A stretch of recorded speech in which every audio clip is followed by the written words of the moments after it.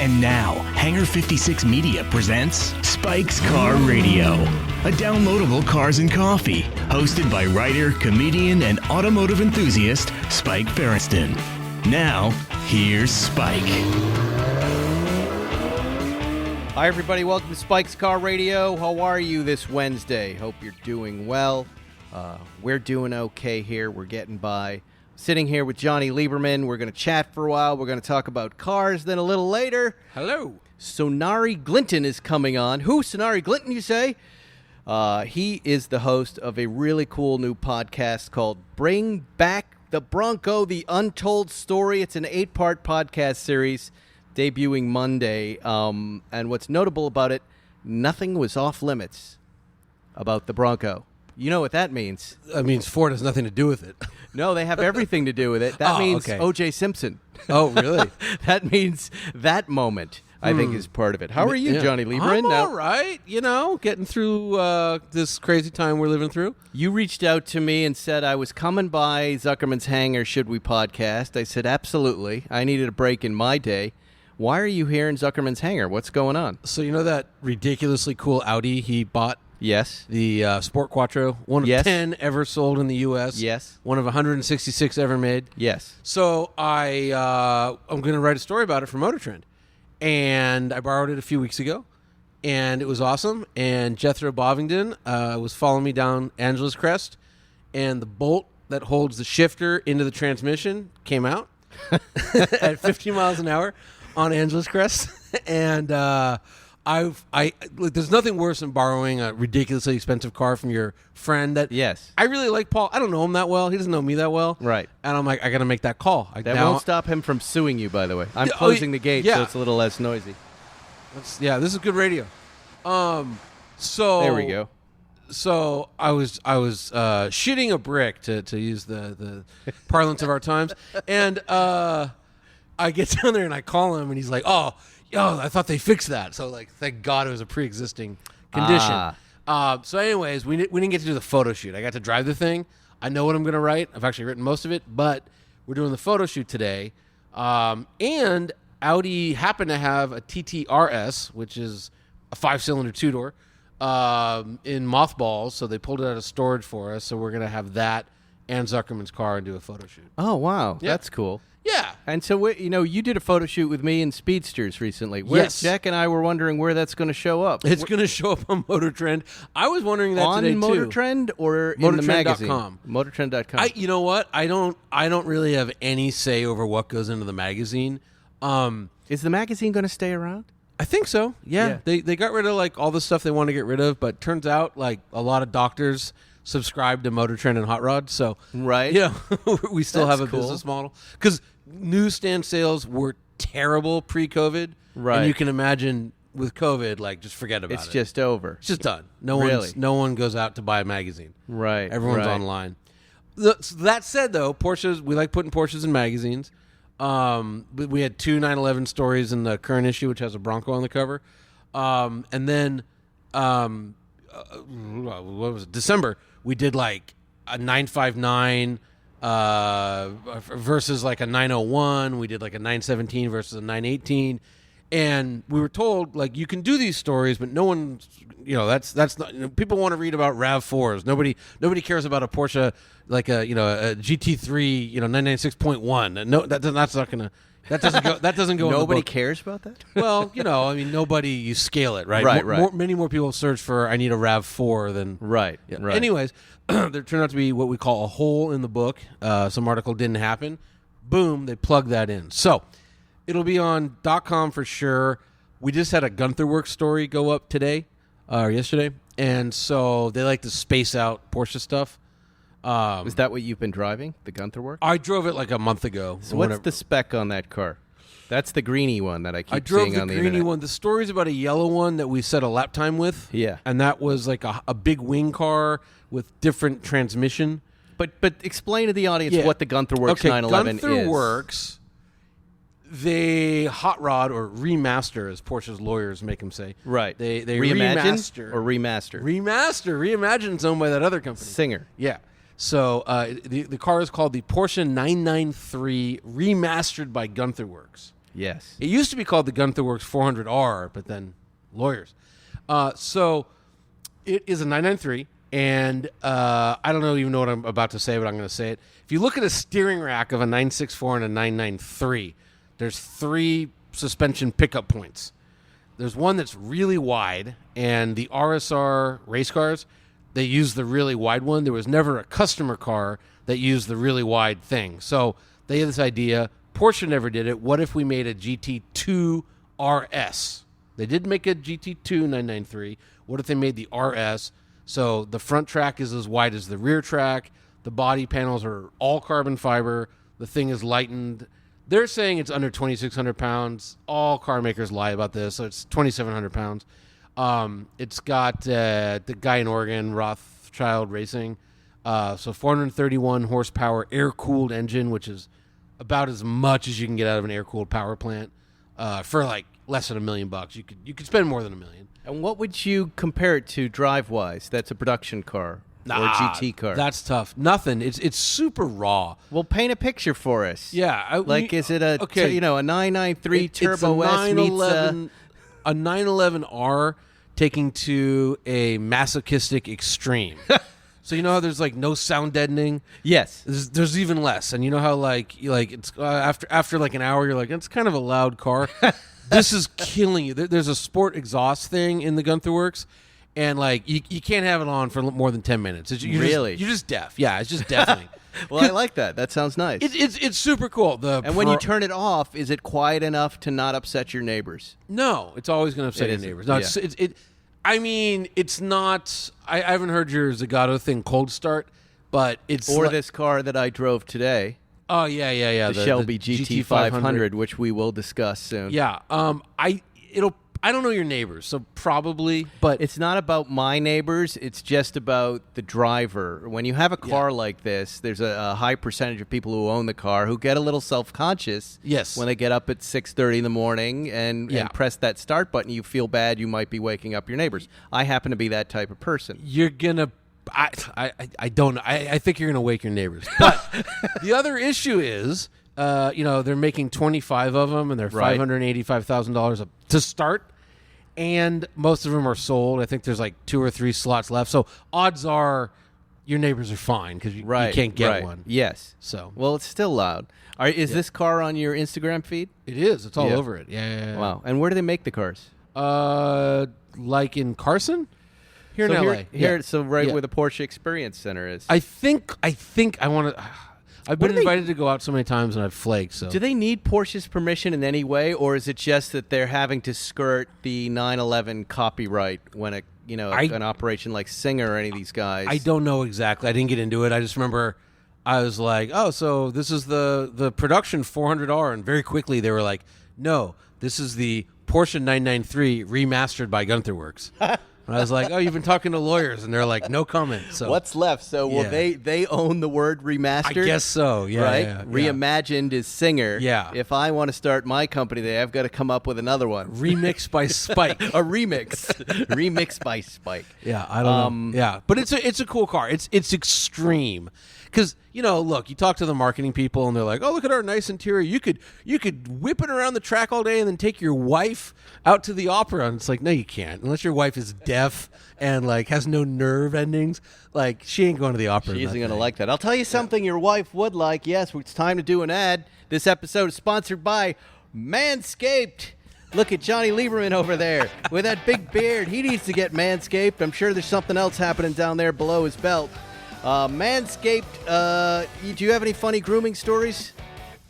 Aside from, like, cutting your scrotum with a trimmer on accident? There you go. Done that many times, yes. Well, see, that's why I brought it up, because Manscaped has the Lawnmower 3.0, a premium electric trimmer designed to give you confidence.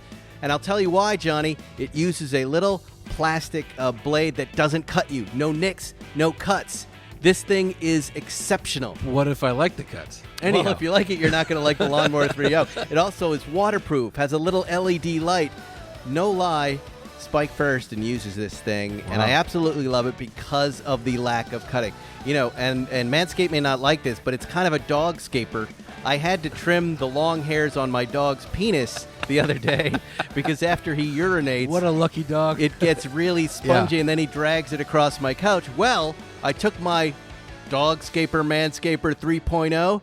Perfect, no fear of hurting my little friend Gopher. We got a long-haired dog, girl, but she has little pea hairs. Yes. And we have to trim Yeah, them. right. Yeah, So this is C-relatable, Manscaper, right? There you go. The Manscaper 3.0. They also have a bunch of great stuff, a nail kit, luxury 4-piece nail kit. I've got all their stuff. They sent me a lot of it. They sent me underwear. I'm wearing it right now. It's all fantastic. My entry point, again, is that trimmer, the Lawnmower 3.0. That's the one you need. Here's your call to action.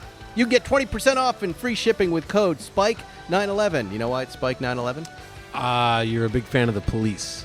That's right. Yeah. All you have to do is go to manscaped.com and get 20% off with free shipping at manscaped.com. Use code SPIKE911. It's my name and my favorite car. It's time to grab 2020 by the horns by shaving that front trunk, which would be your frunk, Your right? frunk, technically. And the music there, Will. I am not kidding, though. You need that razor. It's one of my favorite. It's my favorite product of 2020 in a miserable year. It works great. All right, hook me up. Well, you know, you did. We'll get you one. You and Matt successfully hooked me up with our Crown Caliber. Yeah. I noticed that. Yeah, Are you wearing a the little Caliber Tudor watch? Submariner Snowflake, and I like that. I almost took that watch out. I have not. I turned my last watch in, and I've been a little, lazy about picking a second. I've just been doing it for so long. I kind of wanted a break to wear my watches, but I saw that, and that's a great. That's, Yeah. I mean, now you can wear whatever you want from those guys, right? It's fun. Well, it's just, I'm finally at a position in my life where I can kind of afford a nice watch. Right. So I bought one, or my wife bought it for me, I should say. But it's like, well, what do I actually want? Like, if you as you know, there's a difference between looking at stuff and actually buying it, right? Yes. So it's super fun just to like get a watch for a month, and then you wouldn't think is this is only my second one, but your opinion changes. Your conception is one thing, reality is another one. Yes. You know what I mean? So, because I was always like, I my first one I got from them was this Milgauss Rolex, and I was like, that's the Rolex for me. That's the coolest one, and like, didn't like it. So that was a loaner. That was a loaner, yeah. Yeah, that's how I use them. I buy watches out of my comfort zone to see if I can find new little areas for me to get excited about in watches. Yeah. And it happens all the time. And then every once in a while I'll get lazy and do a comfort food choice. Like the watch you're wearing right now, I absolutely love. But that's a watch I already have and I would buy, right? I dig it. For me, I have big wrists. I'm like Farrah. I think we actually have the same size wrist. But for me, it's just too small. It's 40. Yeah, that's 40 millimeters. And I would right? like a 42, I don't know, but smaller watches are kind of in right now. I'm tired of the big ones. I know. That's a great looking watch. Yeah, I put my own strap on it just because it's 100 degrees out, and I don't like metal. Well, in 100-degree heat. Right, but it's better. Then you don't get watch band stink. I mean, that's what you're trying to avoid. It's nylon. I shower with it. It's fine. The one watch I really desire right now, aside from a Yima, I just change my mind constantly though, is the Tudor, the new Tudor Blue. They have. Oh yeah, that's the black like blade super blue hot. with the blue dial. The 58 or whatever. Yeah, right. It's a 58, and I have a vintage Tudor Marine National, a rare kind of French Navy watch from the 70s, and it's the same thing: blue bezel, blue dial, and silver everywhere. And I'd kind of like to get the new one side by side, but I can wait. You know what? You'll be on Crown and Caliber. They sell only the best pre-owned. All I have to do is wait a few months, and there's going to be one there. And then I'm going to demo it, and then I'll probably keep it. That's what I'm going to do. Yeah, I love those my guys. next thing, I'm just hooked on that brand Sin. I love those things. So there's this. Yeah, I've never worn one of those. Oh, they're just rule. They don't have any on Crown and Caliber, but there's this one I've been staring at, a 103 titanium, and I think I got to pull the trigger because I heard they're raising prices. And I made a tontine, I think is the right word, with a friend of mine.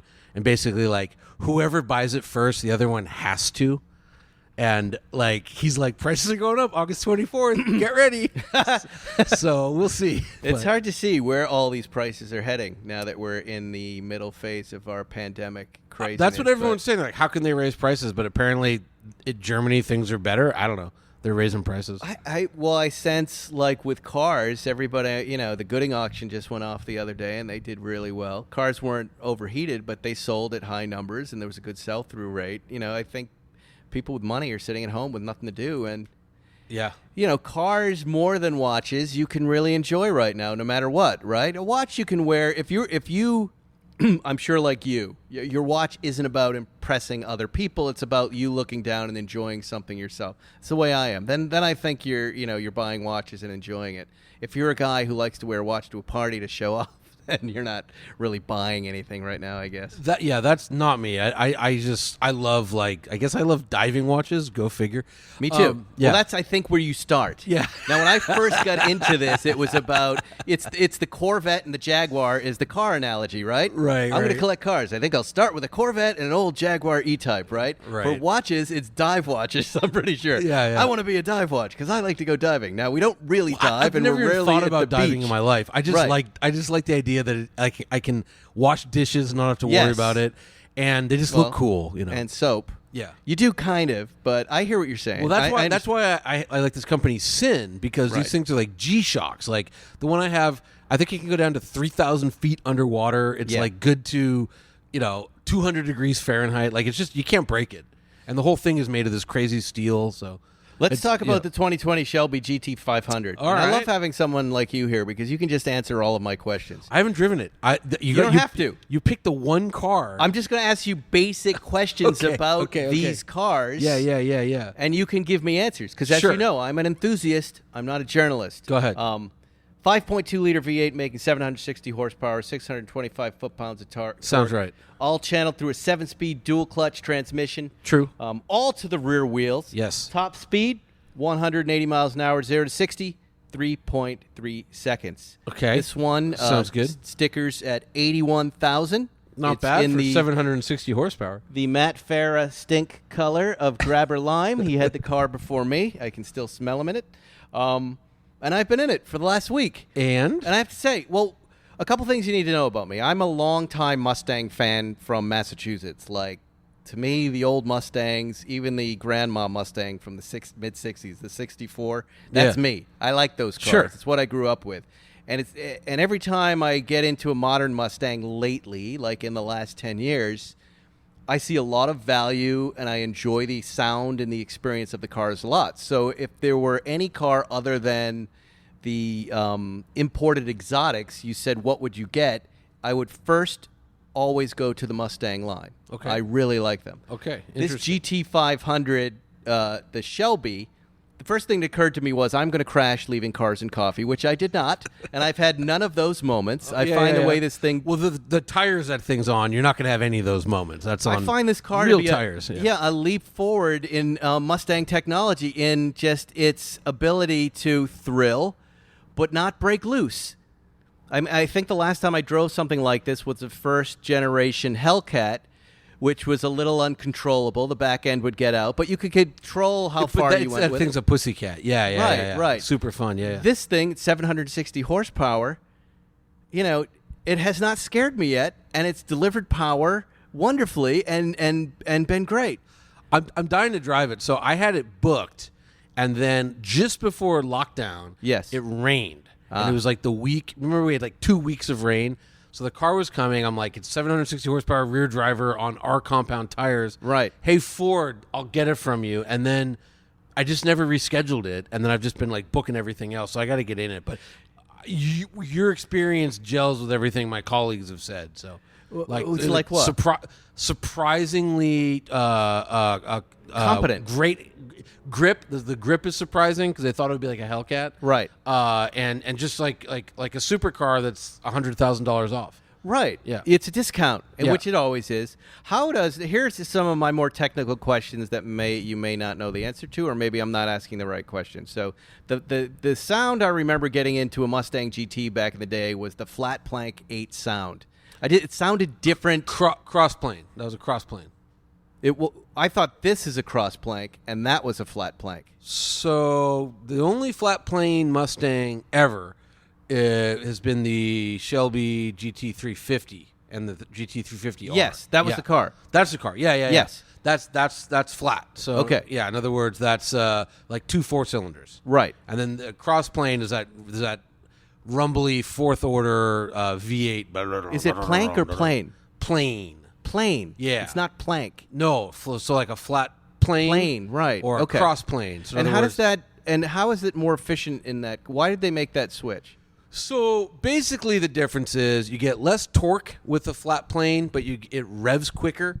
It's a totally different, and this gets really nerdy and technical, but the harmonics you get are way different. Yeah. They're much more violent with a flat plane. And so usually... So this car gets violent when you get on it. When you have it in track mode and the exhaust in track mode and you hit the floor with it, it makes the sound of violent electronic trombones louder than anything I've ever heard that sent a shockwave. Yes. Basically, the biggest production flat plane before the Shelbys came out was... actually, that's a cross plane. That's just a supercharger making noise. Anyways, the 918 Spider. Yes. Flat plane V8, 4.6 liters, and I believe...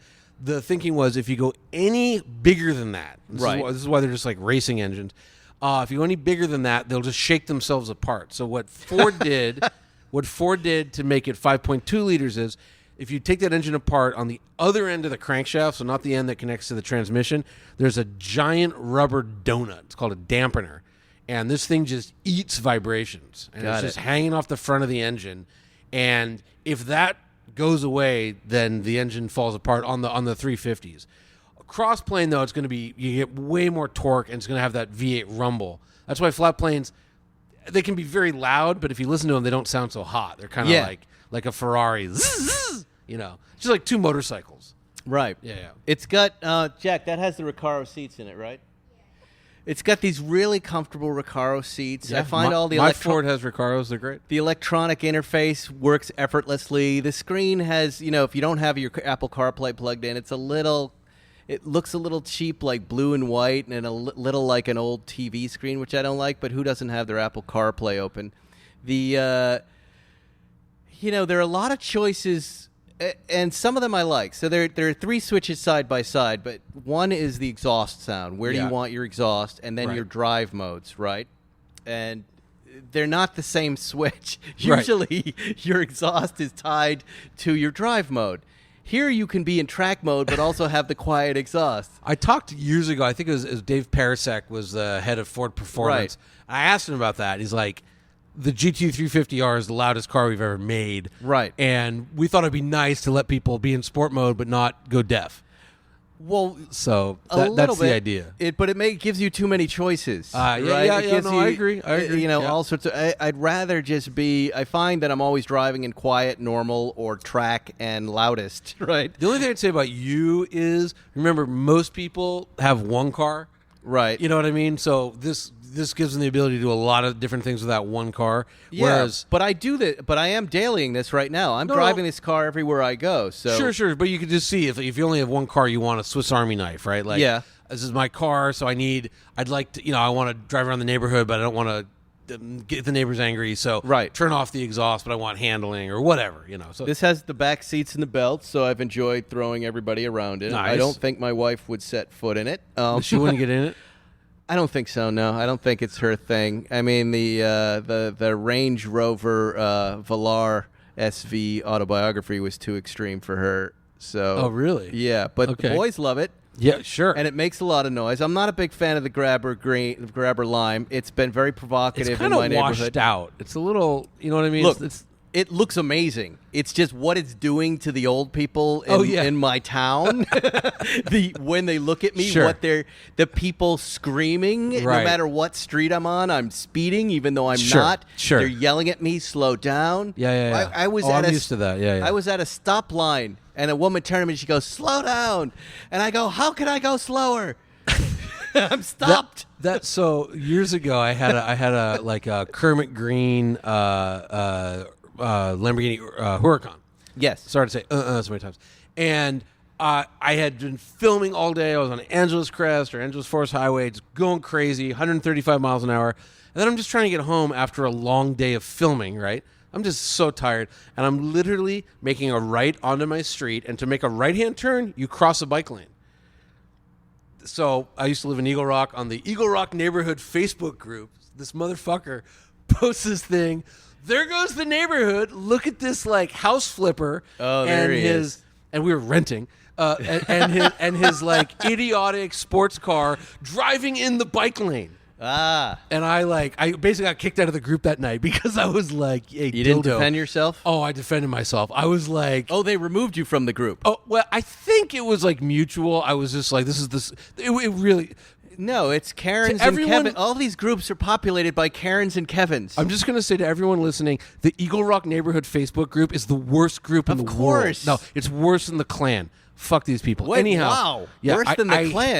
They're hate racist, Them. They're you're saying. anti-vaxxers. No, they're just everything wrong. That's No, they're not racist. This is They're the not- thing, but yeah. this, Yeah, people have heard me talk about it here on the podcast. My next door, my Brentwood Facebook page is exactly the same way. They are the most You're probably right, but I don't want to believe it. conspiracy-minded right-wing nut jobs because most rational people aren't spending their days on these things. Right, so I got removed because I was like, and I remember I was so tired. I'm just trying to get home, Yes. And I just made a right-hand turn on my street, And they summed you up as who you are and what you're about, all based on your car. But that is a real issue. It is. And then with the Mustang, that really happens. Now, I think if you just changed it to one of the better blues they have, Yeah. like I love Ford blues. Then I'm fine. I've got Yeah, no yeah, problem. yeah. Maybe a flat No, but- gray stripe or a silver with a black stripe would be amazing. But it is this car. funny though, because I forget, I'm in this tax bracket, and I drove here in a G63, so it's $180,000 matte olive G63. Yeah.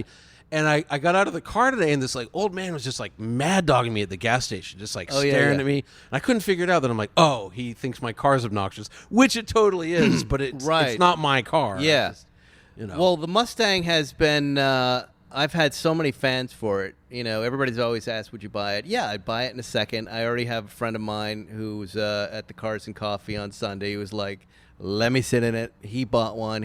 I took him for a drive. I have another friend who drove it. Now he's getting one. I could totally see myself in this car. How many miles on it? On this presser? Yeah, on the press car. Probably 4,000 or 5,000. I don't know. Make him an offer. I had this killer. Would you ever buy a press car? I've always found that to be the hardest transaction there is in the car business because you're dealing with corporate, you're dealing with PR, and then you're dealing inevitably with the dealership. Depends on the press car. I'll give you the one that I was thinking about buying, and I probably won't. But I had a Toyota Land Cruiser Heritage Edition. I saw that that, beautiful yeah. black one. Yeah, yeah. Gold wheels. So it's got 14,000 miles on it. Now, most of us car journalists, they talk a big game, but they ain't out off-roading these things in any way that's going to damage it. Right. Because that's all you got to worry about the Land Cruiser. Because reliability-wise, it'll be perfect till the end of time. Right. So no, I know it hasn't really been off-roaded that hard. And I asked them how much, and their first offer was $65,000. So that's $25,000 off. Wow. And I was like, that's I could probably come back at them with a number. That's great. Yeah, I didn't always do it. wondered what happened to press cars. I thought they destroyed them. I thought they put them in the wood chipper. That's the scary part. Would I buy a GT500 that's been around LA? Hell no. Right. I mean, Matt No. Farah had this for heaven's sakes. Yeah, exactly. Yeah, you had it, or you will have it. I will know what have you do it. to cars. Yeah, I've seen it. Oh yeah, I wouldn't want any of the sports cars used. Zuckerman's Audi is now a press car. That's right. You have hooned it I and destroyed feel it. so bad because Jethro was so excited about the thing. He's like, because Right. he drove one in the UK, and he's like, it blew up, and I'm like, this one's in really good condition, and he's chasing me down the hill. And, I'm talking to him later. He's like, you were going. He's like, he was in a big Lexus. He's like, I could have gone a little faster, but I was, you were really driving it hard. And then pull the, Wow. the stick out of it, basically. Hey, what is the one thing I have not done in this car is drag strip mode. Okay. Do you That's know just anything launch about control. it? Yeah, What's yeah, that?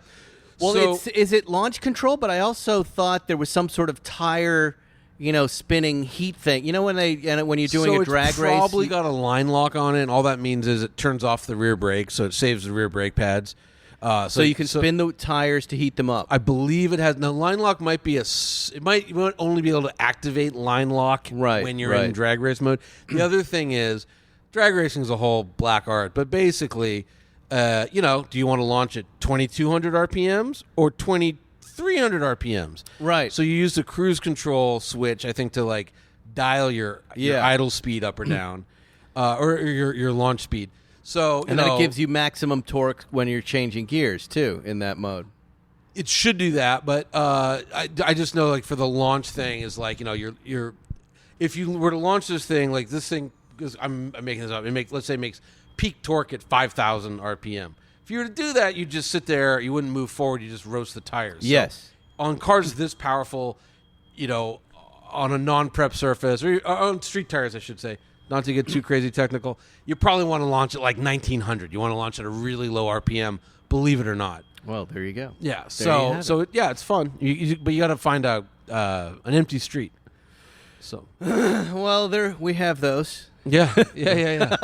We have those out in Brentwood. It's totally fun. Yeah. Brentwood, except for the old ladies walking. Brentwood, the big drag racing town, right? Sunset is. It's like Fontana. Speaking of the next door people, there are a couple of nights where clubs get together in the middle of the night. They go racing from Hollywood all the way out to Malibu. Wednesday night is the motorcycle guys. It's fun. Like if I'm ever in my backyard, I hear them, and it's like 10 straight minutes of motorcycles. There was one on a Tuesday that it sounded like the Lamborghini Club leaving Malibu and going back to Hollywood.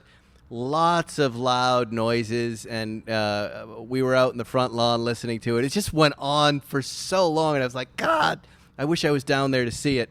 But then I went to next door, of course, and sure enough, there was a post. There's some sort of drag race going on. The dragsters are out, and they're... Right. That's the end of our neighborhood. All of these comments. What are we going to do? Do they lump you in with that, though, when they see, like, this car or whatever? Nobody knows I'm there, no. Okay. No, I think I switch cars out so much. Like, now they're on the lookout for the grabber lime. Right, but it's going back at the end of the week. Right. I don't even want to tip them off. But I'm generally a very respectful driver, and especially in the neighborhoods, when people are walking, I get that. I go by much slower. What I'm guilty of is driving cars that when they're going 10 miles an hour, they have loud exhaust just that make them heinously sound loud. different, right? So, and then I get mad when I'm like, look, don't react to the sound. It's going slowly. Look at the slowness. Doesn't matter. It doesn't. It's like when you're on a canyon road and you could be 100 yards away, but you see someone on a bicycle and they flip out. Yes, they just start middle fingering and doing the hand thing at you. You just run those guys over. But the other thing I just want to say real quick is you are getting into this later in life than a lot of people that get press cars get into it. True. So you're more mature. You have children. Because I remember one of it was like right when I first started, there was this like one cool street where I used to live in Mount Washington that there was no houses on it. It was next door basically, so I could whip around.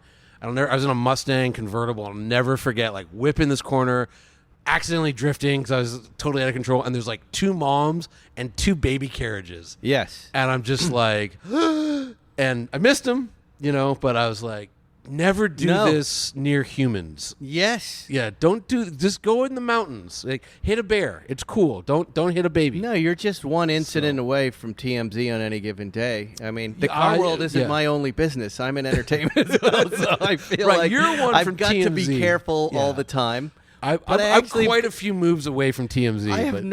I have nothing to prove. Right. Either. I just enjoy the machines, and I try to set a good example. I'm looking over at Jack, and he's seen me in some of my lower moments. Sure. He saw me scream at someone the other day. Oh, I do a lot of screaming. Jack? It wasn't my fault, right? The guy was kind of out of his mind. He was reacting to a car we were driving. What was it? It was that 1M. It was that BMW 1M. Talk about a car that provokes people. The 1M? That old one? The from BMW like 8 years 1M ago? from the... what year was that? A 2005? 2011. Zuckerman's got some super hyped up, crazy car that... Really? People care? They did, yeah. Like they cared in a good way? Not... Well, yeah, a lot of fans, a lot of younger folks were fans, like the guys at Whole Foods were digging it. But then on the road, I was that BMW guy, and I got a lot of... I got a lot of flip-offs, and I got tailgaters, and I got people What are you doing? And I can't remember if I told you this story or not. I had a Lamborghini SVJ. So yes, you know, I've driven. It was Love it. Super green, $600,000, and Yeah. this fucking guy. Like I was getting off the freeway to go to my house, and this guy cuts around 2 lanes of traffic and kind of like blocks the car next to me at a red light and is just staring at me. And I'm like, what the hell? And he's in a brand new 7 Series, like maybe not brand new, but like, 2 years old tops. And he's staring at me, and I was driving really slow. I start going. He gets next to me. He gets in front of me. He gets behind me. But whenever he gets in front of me, he'll slow down to like 15 miles an hour.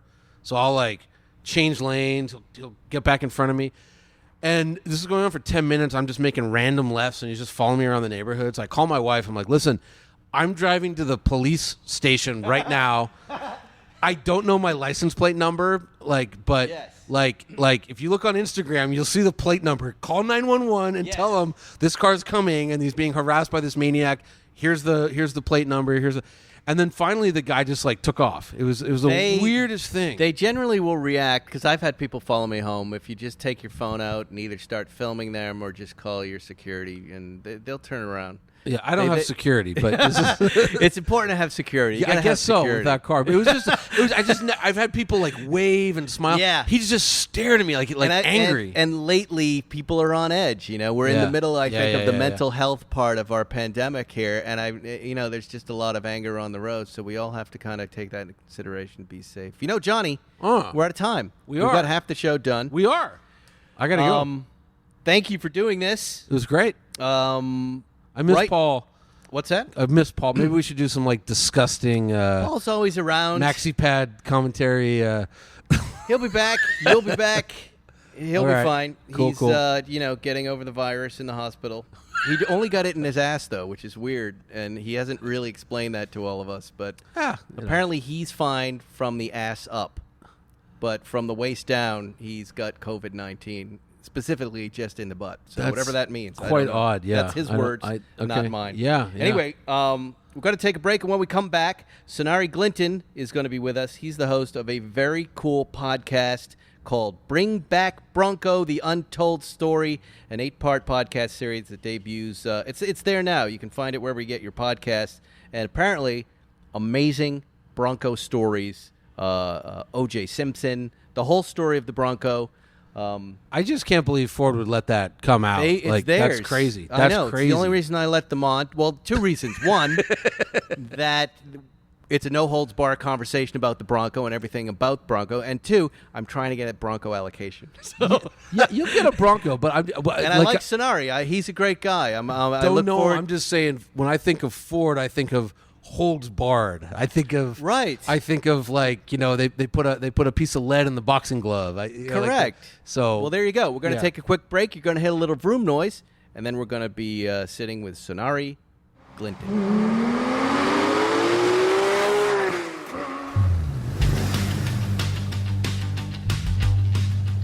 Bronco really touched a moment in American history where people didn't know they wanted it, but once they saw it, they were like, ooh, that's what I need. The rise, fall, and rebirth of the Ford Bronco is a metaphor for the last 50 years in America. It was born into a world of tie-dye shirts and peace signs. The emergence of the Bronco really lines up with a whole new era of America. You've got the baby boomer generation coming into their own, got the women's liberation movement, you've got the civil rights movement. All of these things are sort of happening in the 1960s. It came of age in the 1970s. It was revered for being unapologetically big and boisterous. And it survived a horrific midlife crisis in the 90s. We're seeing live pictures right now. The football hero believed to be a passenger in that Ford Bronco. And then suddenly, it disappeared. All right, that was the trailer for Bring Back Bronco. And I'm here with Sonari Glinton. Sonari, how are you? The host of the podcast. I'm very good. How are you? I'm well. You're in West Hollywood today, not far from where I am. It's hot there. Are you getting some relief today? Well, you know what? I have not.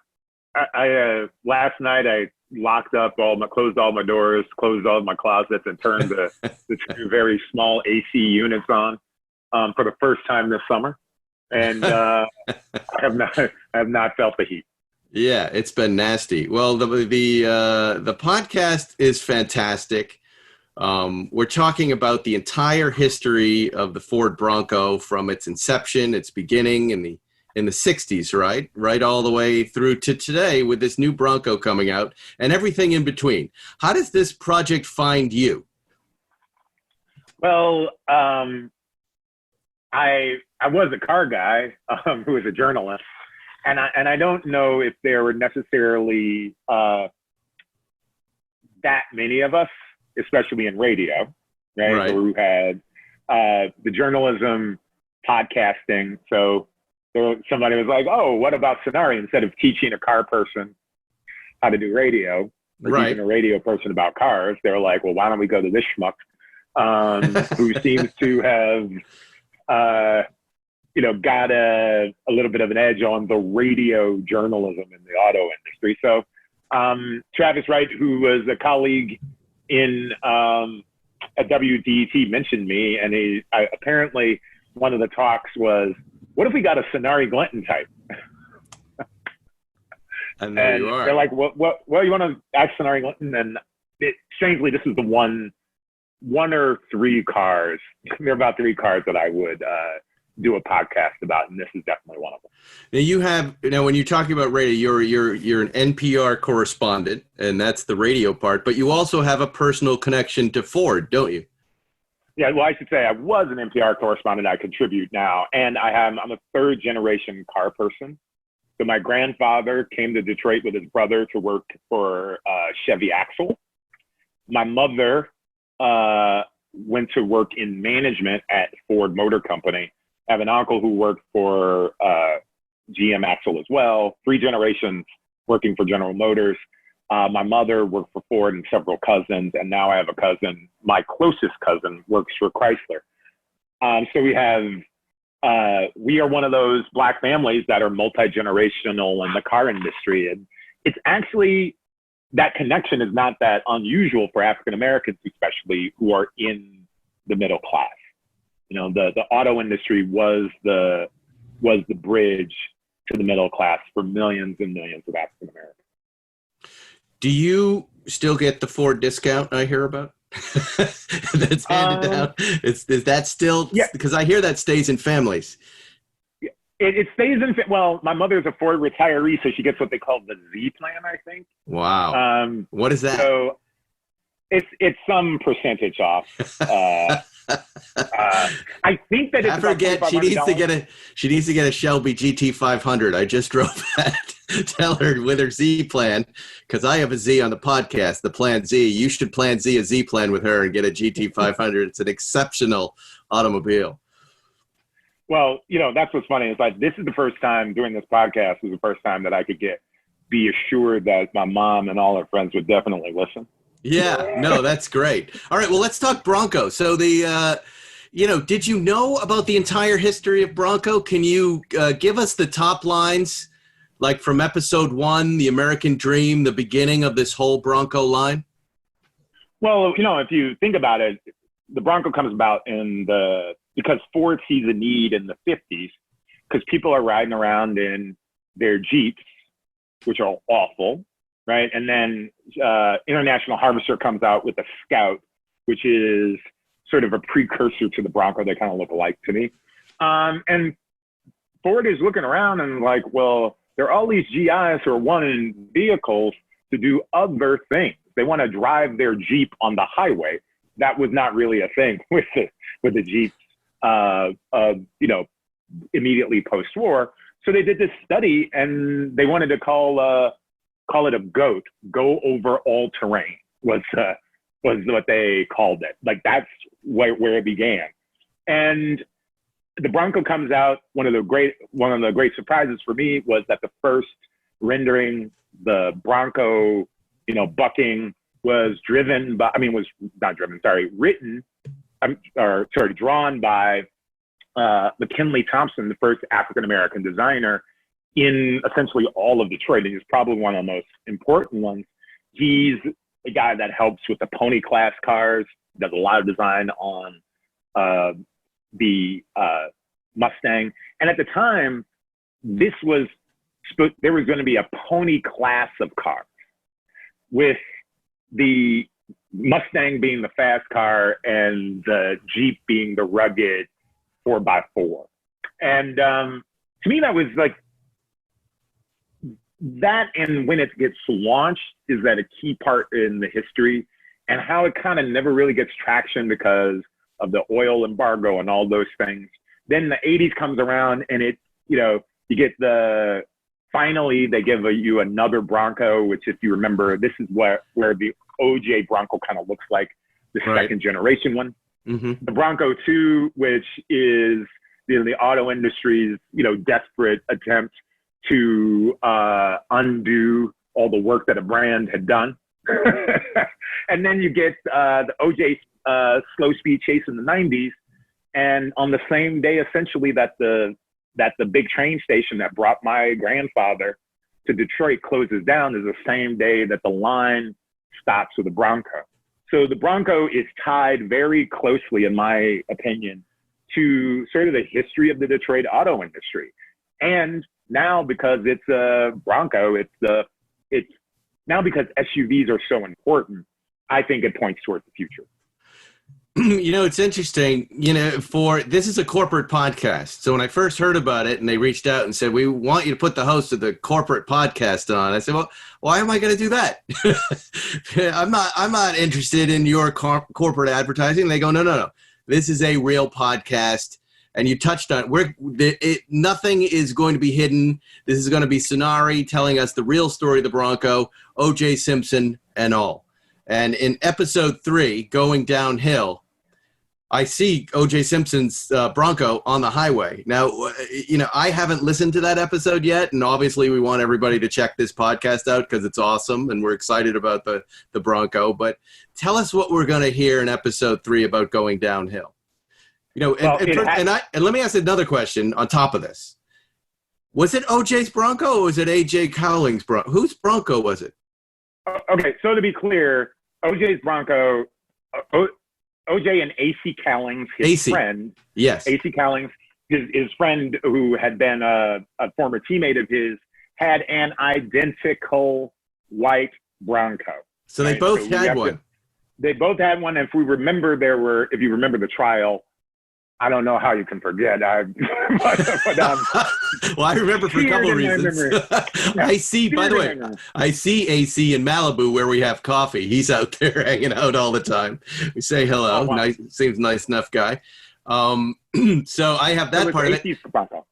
And so he had an identical Bronco. And also, here's another weird sidebar. An episode of Seinfeld that I wrote called The Soup Nazi was recorded on the night the OJ trial verdict came in, which I felt would be like the least funny night to produce comedy, even though the audience was quite receptive. So I guess, so I have and then I remember watching this chase from New York.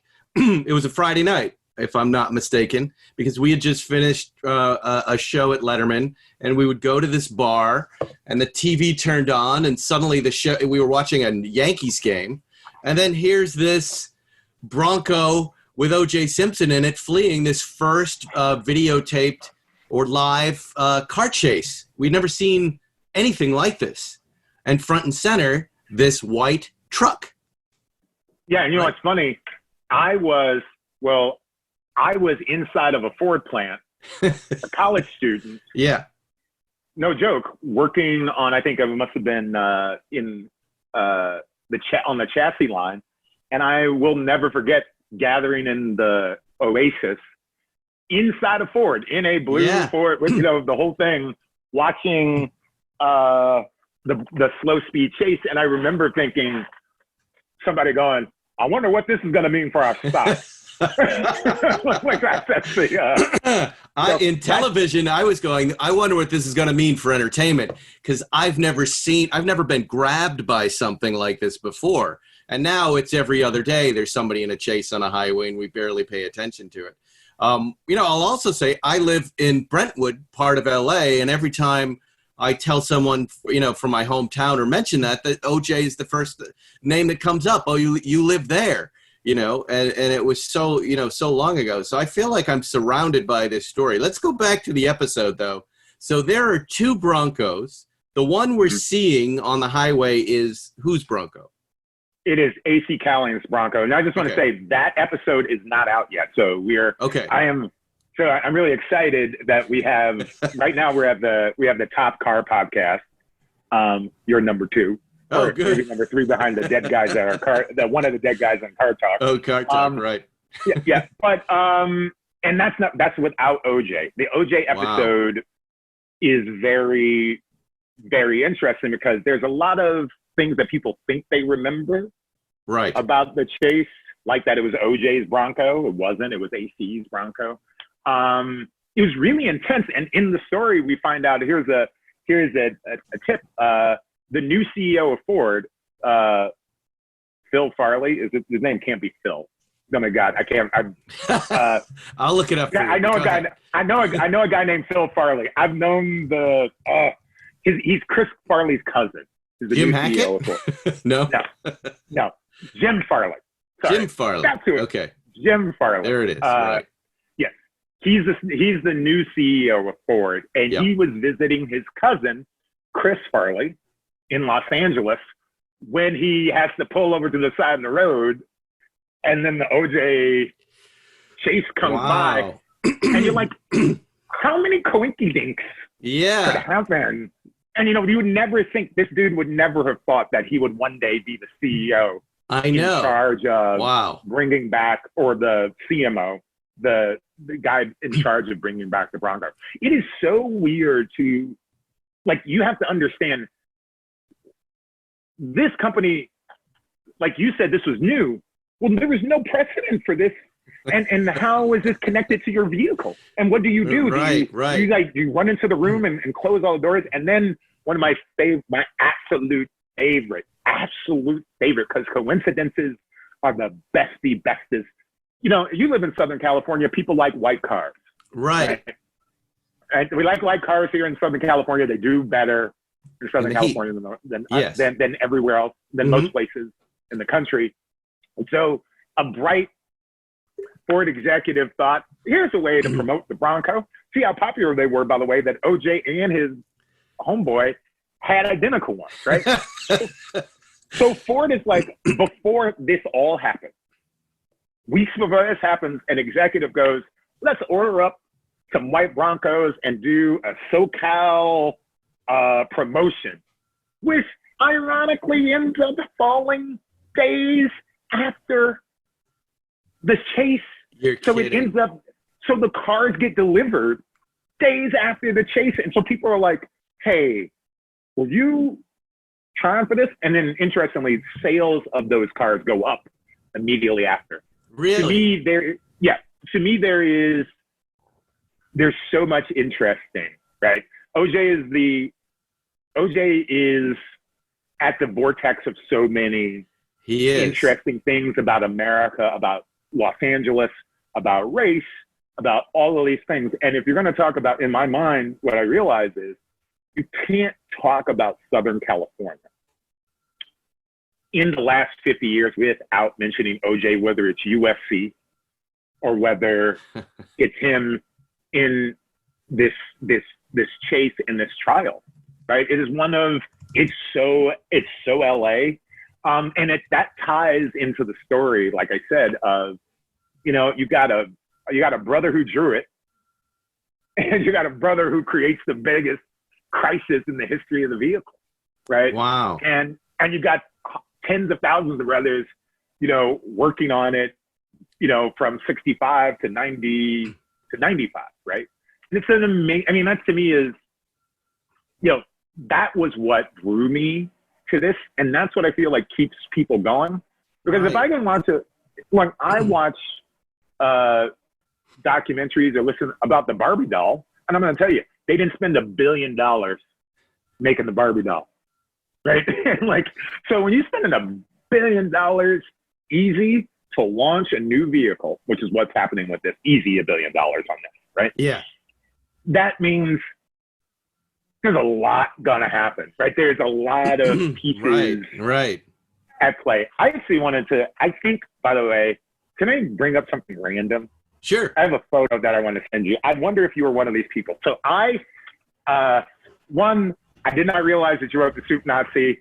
I'm a big fan of about 4 seasons of Seinfeld. I like one in particular. Yeah, as you should. Yes. But I was driving my car.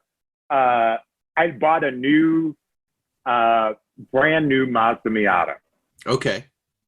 And I love to drive would love to drive this thing.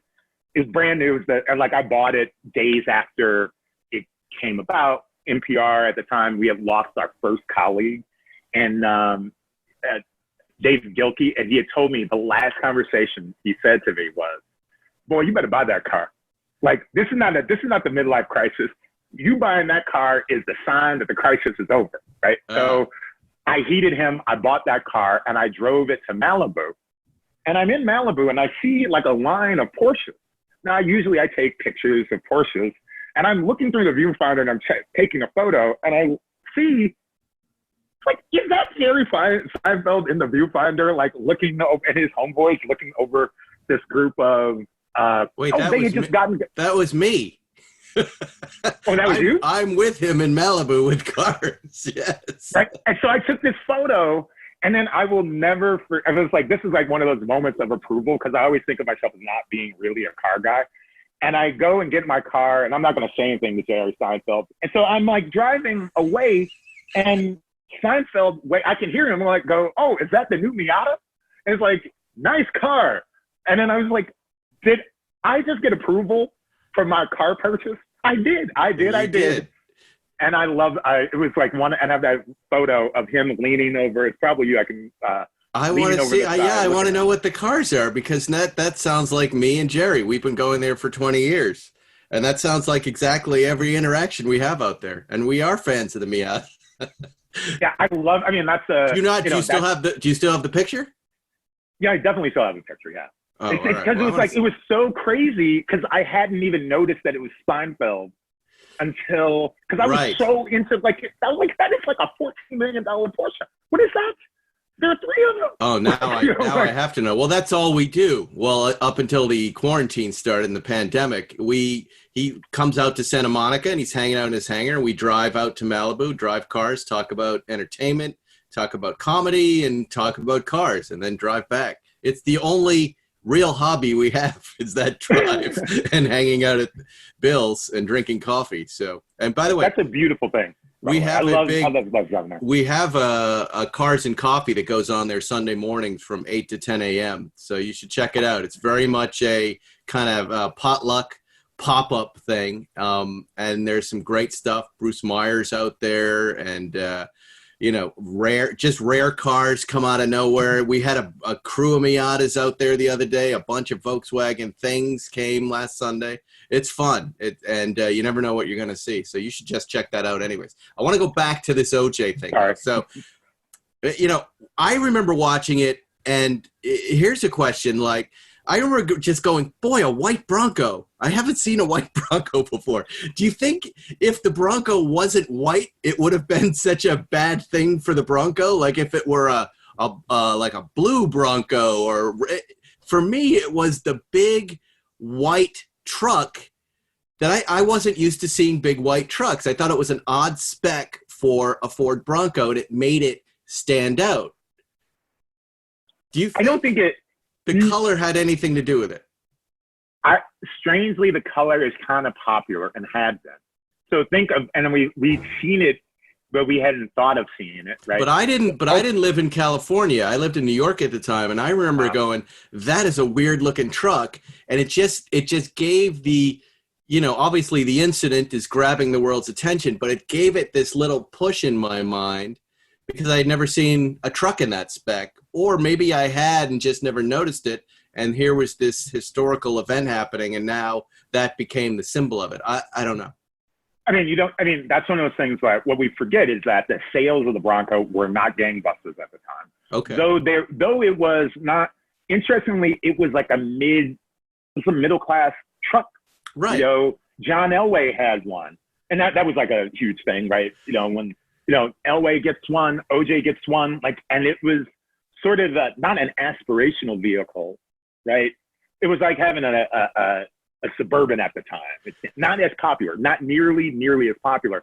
And we had seen that spec before because they had used it as the Pope Mobile. Right. They had used it in a lot of things. But if you weren't SoCal, right? Yeah. You wouldn't have you wouldn't have been like, oh. And so white Broncos weren't necessarily a thing in, let's say, Ann Arbor, right? But they were in Southern California. Perhaps it was just this idea I had of what a Hollywood star would be driving. Maybe I was looking at that going, that doesn't make sense to me. Why does this movie star have this old rancher truck? Maybe that's it. You know what I mean? I love that you called OJ Simpson. Yeah. Movie star. I love that. The Naked Gun. He's in The Naked Gun. He's in some of my favorite movies. He was, back at 30 Rock when I was an intern, and even when I was writing on Letterman, I remember my friend calling me up going, hey, do you want to go hang with OJ in Barcelona for the Olympics? She was going out to work on it. I had like a week off. It's so stupid. I thought, well, I only have 7 days. That's not enough time to get to Barcelona and hang out. But geez, imagine what that party would have been like. But OJ was like one of our NBC talents and then went on to be this giant movie star. Again, though, it was just the truck was a disconnect from these two, this football star and, OJ Simpson. And maybe that's what, Yeah, maybe you're thinking somebody like OJ should have, like if you're going to be driving. I mean, well, one, we didn't have, think about that. A lot has changed since then, right? There were no luxury SUVs. That wasn't even a thing. Right. So, like, he was the tip of the spear. There are these football players who were much more, by the way, working class in a way, or not as wealthy in the 80s and 90s. Like OJ comes from a time when salaries hadn't exploded and things like that. So that's a important part, even though he was the biggest of those people, right? And he kind of, like, I think that the car at the time, the reason it kind of sales took off, like, and that's like a hidden thing, is that, you weren't the first person who were like, oh, that's unusual. Because a lot of people looked at it and were like, that's unusual, I'll buy one. So sales of the Bronco went up. They go up. After, especially the white ones, after the slow speed chase. So let me just stop you there. Okay. But how does the promotion, which is 2 days after the incident or 2 weeks after, there's a big promotion for the white trucks too. Is that viewed as a success for Ford? Well, it gets them into a lot of heat because people think, because like, I hear what you're saying, right? People are thinking like, what, are you trying to like do this on purpose? And I want to say to people like, these car executives have a lot of experience dealing with global situations, right? I swear, how to deal with Orenthal James Simpson and his connection to the Bronco is one of those things that they kind of don't, like, because they really don't want to promote those two things. You can tell it. I mean, like, no one wants those two connections, right? But it's there, right? And you almost can't avoid it. And even in the launch of this podcast, you've seen in the news, somebody, put the launch date of the car randomly around OJ's birthday. And they're like, yeah, I saw that. And they had to change it, right? It was, yeah. If we changed the date of the podcast, we have to change the order of the things because because they're thinking about, customers and things like that. And we really don't know how people are going to respond in this day and age and that day and age to something that might be connected with OJ. And now what's interesting about it, like I said, is that, right now there's a much larger story for why Ford would be bringing back this vehicle, right? And it's way more important to them now than it's ever been.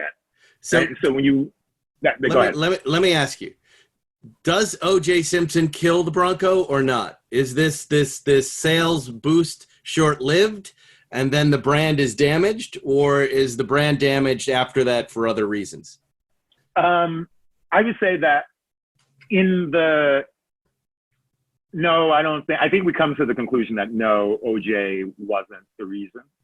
It was plain old corporate stupidity and a bunch of other things.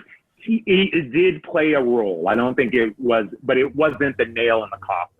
It was probably, at the same time, and this may be the dumbest thing I've ever heard, Ford was putting out SUVs that had names like the Explorer and the Expedition and eventually the Escape.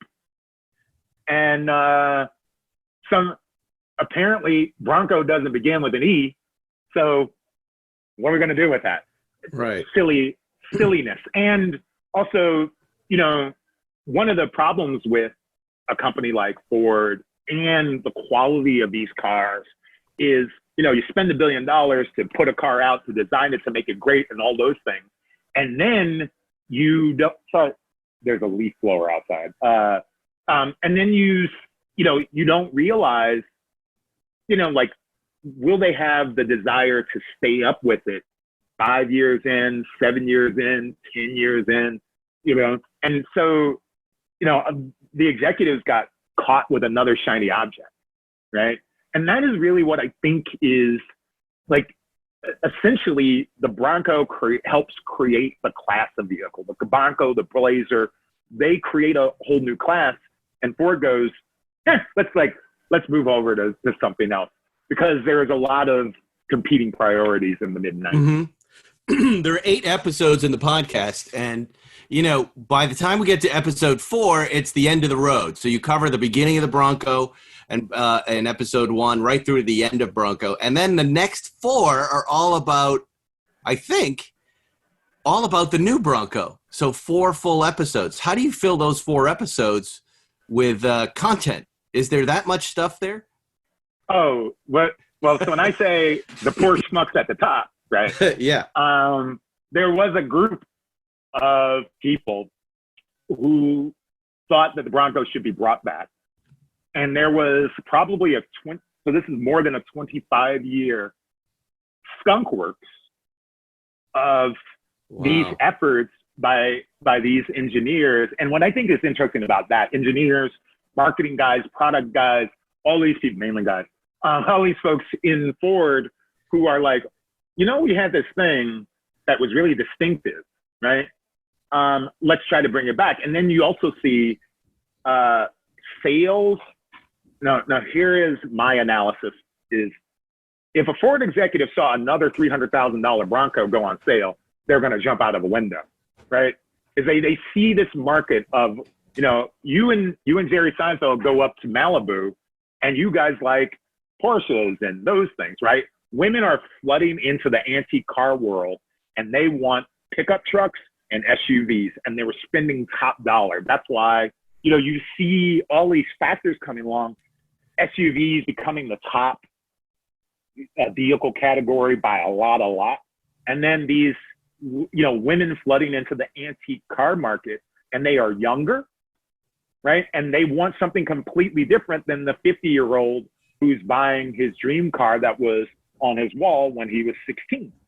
And they're looking for pickup trucks and SUVs, which, your grandfather didn't park his F-150 under a tarp and hope to get money from it one day. No, right. He drove it into the ground. Same thing with the SUV. So Ford sees this huge market and it has to differentiate itself. And it realizes, we have these great brands that we kind of, turfed out on, that we kind of were stupid about, right? And like the Bronco, the Ranger, these are vehicles that actually have ties to buyers. And like I said, if you drive around Brentwood, you're going to see a Bronco, right? You're going to see some youngest person in an antique Bronco, and that, or even crazier, that there are people who you can buy a new body that's based on the old one. Like, that was the thing that I know that folks were thinking. So you have all of these factors. You have a core group of guys in a company fighting uphill to get this thing out. To me, that's interesting, is how do you convince, it's the people in the middle trying to convince the idiots up top about something that they know for sure. And they spent a quarter of a century trying to do it. That to me is story enough. It is like, and you see it now. I mean, I think what we do is we go back to the Bronco Underground and where it gets started. We show you why the vehicle fails, and I take you through I get to go into the studio. You get my first impressions of the car in clay. Wow. Right? I get to, something cool. No one ever does. I also got to see the Mustang EV, which is a car that is really, really, it's the only Ford car that struck me like it did. Yeah. The Bronco is, these two vehicles are, the car industry is way more competitive, and you have to differentiate yourself.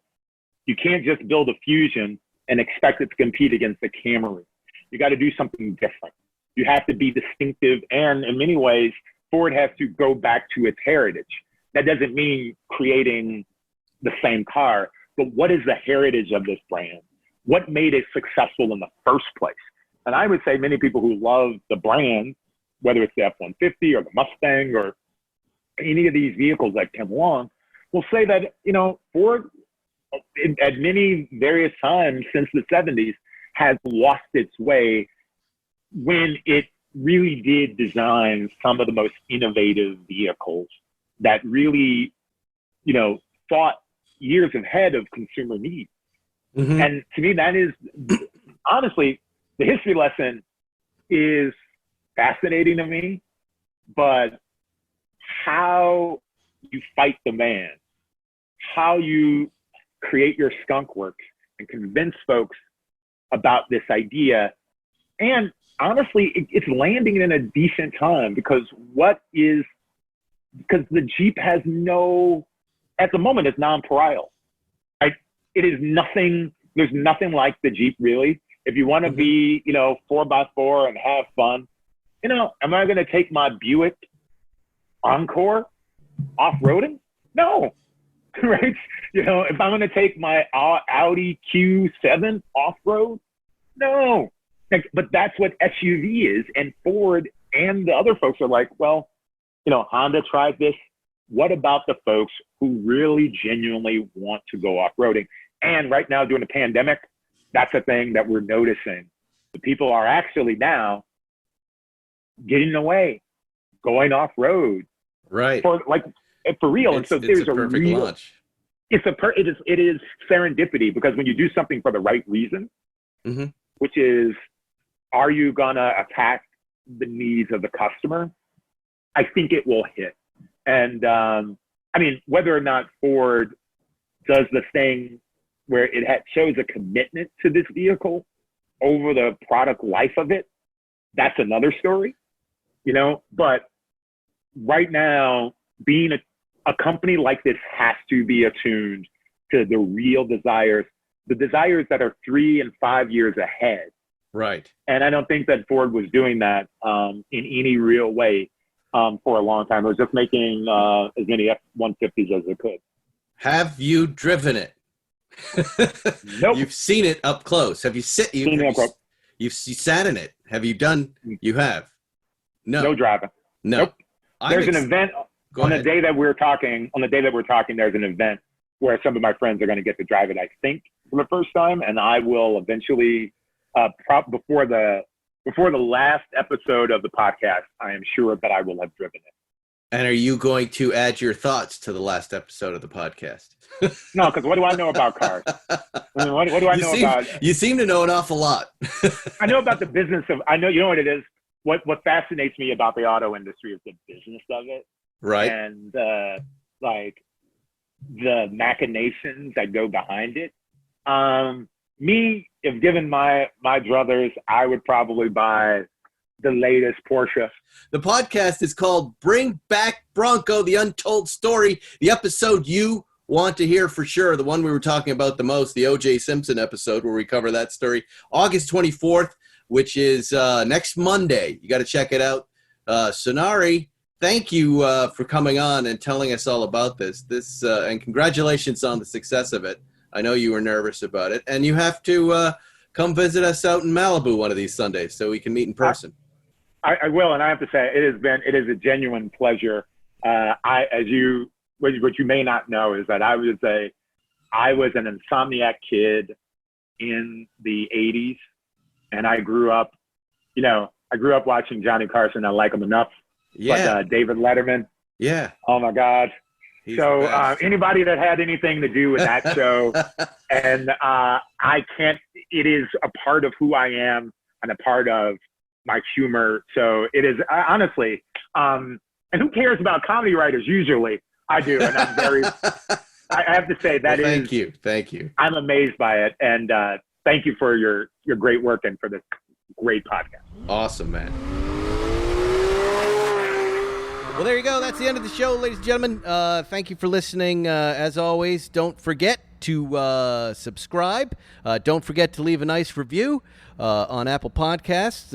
It's nice to see those. And if you want to follow me, get in touch with me. Reach out on Instagram. Follow me there. DM me. I tend to respond to everybody who does. Johnny, what do you got to say? What do you want? Nothing. I hope we have a good vaccine soon. And go to MotorTrend.com. MotorTrend.com and Follow follow Johnny me on Instagram. Yeah, follow him on Instagram. You'll see a lot of the cars we talked about today and also just great car content. We will see you next week on Spike's Car Radio. Thanks for listening to Spike's Car Radio, brought to you by Hangar 56. Listen to new episodes every Wednesday, and be sure to subscribe on Apple Podcasts, Spotify, or wherever you get your favorite podcasts.